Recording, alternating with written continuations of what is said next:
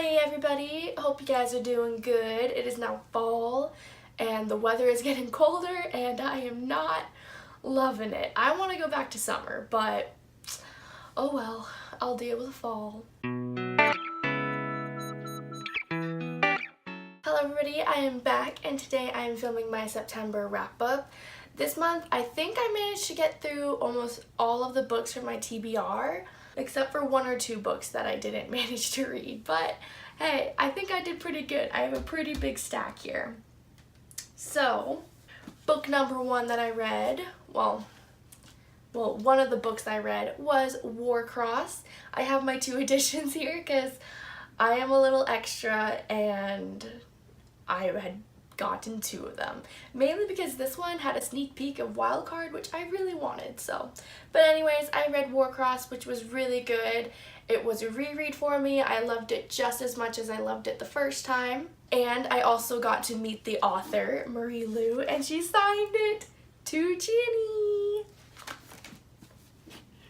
Yeah. To Ginny. Yeah, I went to the book signing in Spokane for this, and I'm so happy I did. I got to meet her. She's so nice. She answered so many questions about the writing process, how these characters came to be, and it was really good to listen to her. Plus, I got my book signed. At least the Warcross ones. I didn't get every single book that I own from Marie signed because I own like all of them, and I thought it might be a little excessive to bring all my books to a book signing, but I saw some other people doing it, so next time I have a signing, I'm just gonna be like, oh well, I'll just bring all of them, but missed opportunity. It's okay. It's okay. Warcross is about Emika Chen. She is a bounty hunter, and she is also a very skilled hacker, and so she gets hired by Hideo Tananaka, who is the creator of Warcross, to find the person who is messing with his games and messing with the system. Warcross is this big international game that everybody plays, and so when she gets put into the big championship, it is a big deal. She is a wild card, she's a rookie, and all the teams are saying how she's gonna do and if she's gonna be a good asset to her team or a total burden. But the reason she's put on these teams is so that she has more access to try to find this person who is messing with Hideo's games. I don't know if I'm supposed to say it Hideo or Hideo. I pronounce it like both ways all the time. So if you guys know, you should let me know, because I feel bad that I'm saying my character's name incorrectly. While she is hunting for this mysterious hacker who is messing with the game, she uncovers this big plot that shows that the stakes are even higher than she thought, and it's a lot, and it's even bigger than the game of Warcross. Yeah. So this book was amazing. I loved it just as much as I did the first time. It was so action-packed. I love the characters. I loved revisiting the Phoenix Riders team. They're definitely my favorite. The second time around, there were also a lot more hints about what was gonna happen, and lots of foreshadowing that I didn't pick up on the first time. And I loved it so much. You know, like one of my favorite parts was Hideo Tananaka saying, "Everything I do is for him," which is a quote referring to his brother, Sasuke, who went missing when he was a child. And when I read that quote, I was like, ah! I was like, I know what you're talking about. You're talking about this thing that happens later in the book. I'm trying really hard not to spoil it for you guys, but it's so good. Second time around, I loved it, and I can't believe how many of the little things I missed the first time, but yeah, so that was Warcross, hardcover and paperback. This was the book that I read the first time around. I read this the second time around, so Warcross by Marie Lu is awesome. And in the month of September, Marie Lu released Wildcard, which is the sequel to Warcross, and I had to get this book. I honestly ordered it just so I could get a ticket to her book signing in Spokane, and also Warcross leaves off on such a big well, maybe not such a big cliffhanger, but leaves off on a big cliffhanger, and I wanted to see where it goes, so I had to buy it. Plus, I also got it signed. Doot doot. Sorry, I have the hiccups now. So, Wild Card by Marie Lu. This book takes place right after Warcross. It doesn't really, no time has gone by at all. It's directly right afterwards. I don't want to say too much about it because I don't want to spoil it for you guys, but after Emika discovered the big plot in the first book and the big darker evil, this is kind of like what happens afterward, how she is going to how she figures out how she's going to deal with it, if she's going to deal with it. I enjoyed this book, but not as much as Warcross.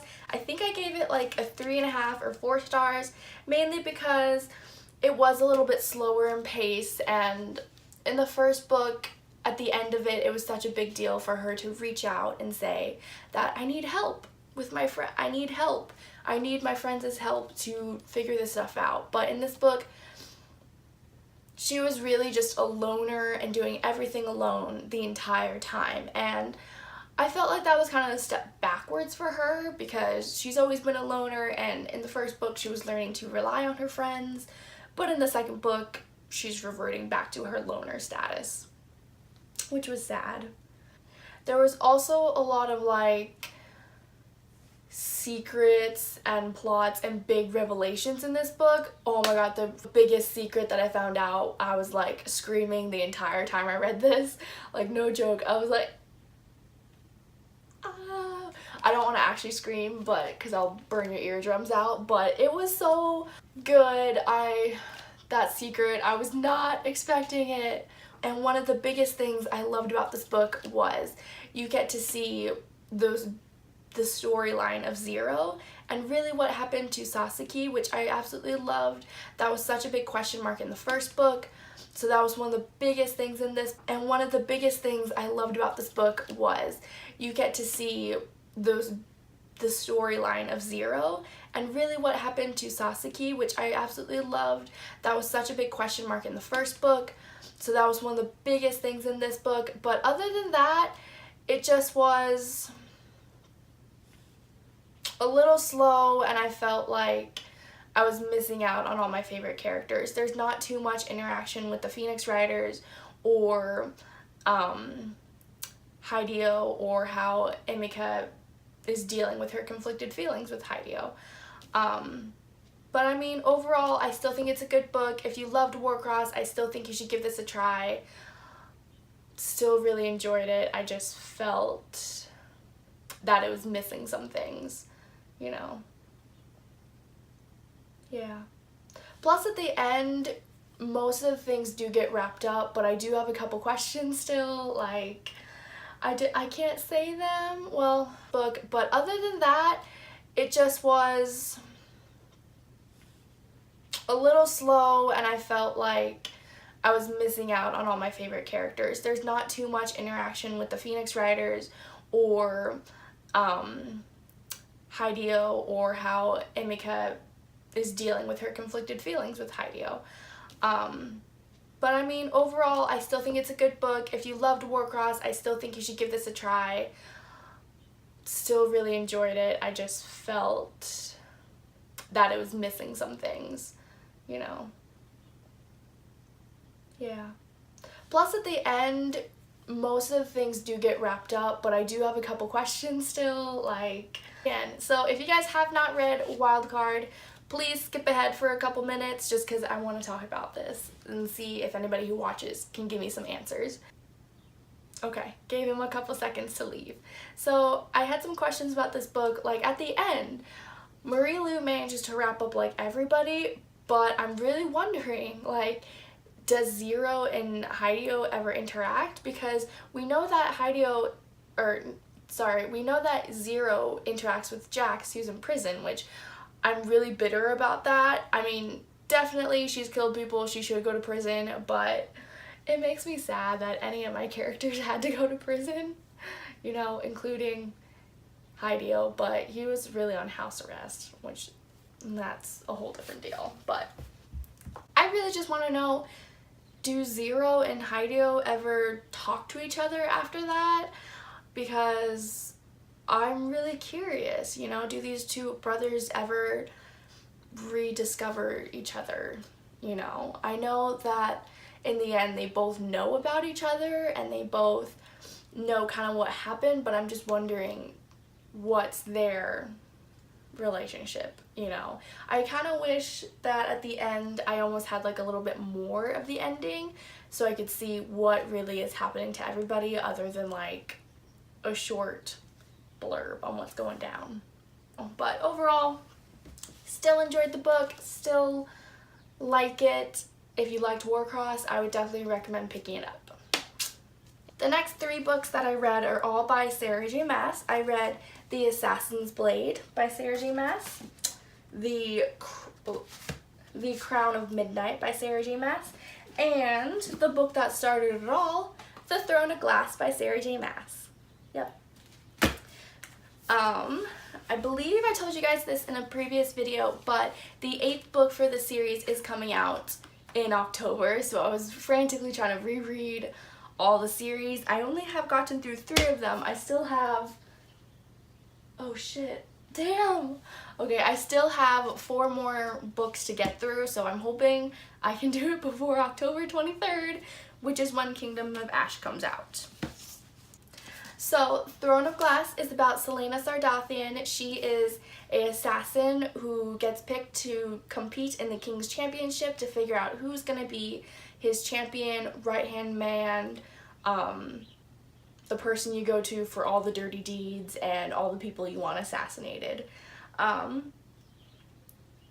As she is competing to be the King's Championship, she discovers that there is a much bigger evil in the castle and surrounding the competition than she thought, and this evil is slowly killing off each of the competitors week by week. And she goes on an adventure to, 1, try to survive, she don't want to die, but 2, she tries to figure out what this evil is, if she can stop it, and who is causing the evil. I'm not doing a huge summary on this because in the TBR I did talk about this book at length, so I don't want to bore you guys, but I'm just giving a quick synopsis. Still, I absolutely love this book. As you can probably tell, I made way too many notes. It was amazing. I loved rereading it. Definitely a good book. You know, I definitely like the other books better in the series, but I mean, this is just the start of it. The plot gets bigger as each book goes on. I still loved seeing Selena interact with Dorian and Kaol, and so many scenes I loved. It was amazing to reread. Good book. Then, after that, Crown of Midnight, which I also read. This is what happens after the first book. She has won the competition, and she is now the King's Champion, and which includes killing off all his enemies and generally just being a murderer for the king. And she does have issues with being the champion because this king is the one who burned down her country and has enslaved many people and is on the way to enslaving the entire world. So one of the things she's trying to deal with in this book is, how do I deal with this? On one hand, the king is horrible, but on the other, if I just serve him for a certain amount of years, I can leave this kingdom behind forever. So that's one of the big things that she's dealing with in this book. The evil that was also in the first book surrounding the castle is still here, and she's trying to figure out what it is and exactly if she can do anything to stop it, or if she should do anything to stop it. I love this book. I admit the first time I read it, this was like my least favorite book in the series, but it is so good. I don't know, like maybe I was just in a weird mood when I read it the first time, but second time around, it is so much better. I absolutely loved it. There was so much like secret hints and things that I missed the first time around. Nehemia is displayed a lot more in this book, and Nehemia is a big part in making Selena who she is, and I love seeing them together, and I just love this book. Pick it up, read it, you have to. And the last book I read by Sarah J. Maas was The Assassin's Blade. So this book actually happens before The Throne of Glass. This is kind of like a prequel, I guess. It answers the question, how did Selena Sardathian become Selena Sardathian? So in this one, there's 5 different tales, and you get to see Selena kind of growing up and see what her training situation was like at the Assassin's Keep, what things that she went through, how she ended up in prison. So I really enjoyed this book. It was slower, you know, maybe because I already knew most of these characters, but I really enjoyed it. All the characters that she meets in this book come into play later in the series, like the healer, her first friend who betrays her in the end, Sam. It was a really good book. It was nice to kind of like travel down through memory lane of like who Selena is, and it also provides a lot of insight to these characters that you'll meet later on, and it provides insight into who Selena is and what kind of things shaped her childhood. So if you haven't read this book, I really recommend it, especially before Kingdom of Ash, as I know a lot of the characters will be coming back. So pick it up. Next book I read was To All the Boys I've Loved Before by Jenny Han. I picked this book up because I saw it on Netflix and I had to read the book first. So this book is about Laura Jean, who keeps a box of these secret love letters that she writes to every boy that she's ever had a crush on. She pours out all her feelings into them, and one day these letters accidentally get sent out, and this starts the big chaotic mess of her trying to deal with all these boys that she used to have crushes on, but they're finding out now, years later. I really enjoyed this book. It was a super cute, fun read. I honestly went through it so fast. Only took like maybe a day and a half, you know. It was so good. I love Laura Jean. She's so quirky and sweet, and I love this family, and I absolutely love this book. I recommend that everybody read it. It's such an easy, fun, contemporary read. Also, in this book, I didn't know it at the end, but there's this one scene where she's creating all these different Christmas cookies, and they vote on which cookies they'll make this year. And in the paperback book, there's actually a list of recipes, all the cookies that they made, or at least some of them. And they have pictures, and they're so cute, and I'm like, I think I should try out some of these cookies, you know, like Laura Jean's Cowgirl cookies, or Kitty's favorite snickerdoodles, the infamous fruitcake cookies, Josh's favorite white chocolate cranberry cookies, you know, like it just lists out some of the favorite cookies in the cookie scene, and I absolutely loved it. This Christmas, I do think I will try to make some of these. Definitely recommend picking up this book. And the last book I read in the month of September was Eliza and Her Monsters. This book was so good. I honestly went into this book thinking it's gonna be a decent read, you know, it's gonna be a decent read, nothing to really like scream out your feelings for, but I was totally wrong. This book is scream worthy. It is awesome. This book is by Francesca Zappia. This book is about Eliza Merck. She has 2 lives. One is online. She's the creator of this webcomic called Monstrous Sea, and Monstrous Sea is a huge thing in this book. Like, people get tattoos of quotes. People have bought her merchandise. It's not a small little webcomic. It's a big webcomic deal, and she is an amazing artist, you know. And then her other life is reality. In her real life, she's a high school student, she's a nerd, an outcast, and she doesn't have that many friends, and real life is unfortunately really boring and sad for her. She does meet Wallace, who is another Monstrous Sea fan, and he thinks that she's just a fan, not the creator, but they slowly start to talk or write and get more involved in each other's lives, and she is starting to realize that real life might have some things that her online life doesn't. Yeah, so that's kind of like the basis of the story. I absolutely loved it. I thought it was so interesting the way that it switches between like writing and then like comic book. And I think the author just did an amazing job of, I'll show you another one. Yeah, I think the author did an amazing job of showing the two different stories. You get to learn about Monstrous Sea and what's happening in her real life. And I've never read a book that switches between like hand-drawn pictures and stuff, you know? So I thought that was so amazing and cool.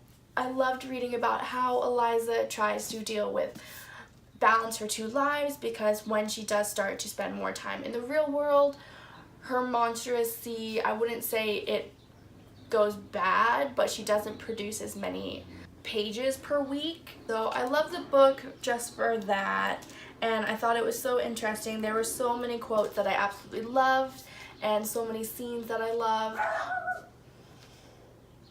Sorry about my dog. There were so many scenes that I loved, and honestly, I loved it. I loved reading about an artist. I have gone through my art periods. I've been into drawing, painting, pretty much everything. But I loved hearing about somebody whose passion for their art was this big thing, you know, that propels her, gives her purpose and focus in life. Although one of the quotes that I loved in this book was, you shouldn't have to kill yourself for your passion, which I think is definitely true, because it does get to the point where it's kind of unhealthy the way she is focused on it. I really, really recommend this book. So those were all the books that I finished during the month of September. I'm still currently reading a lot of books that I started in September. I just haven't finished them. So hopefully those will be in my October wrap up. But, see if I can pick these up.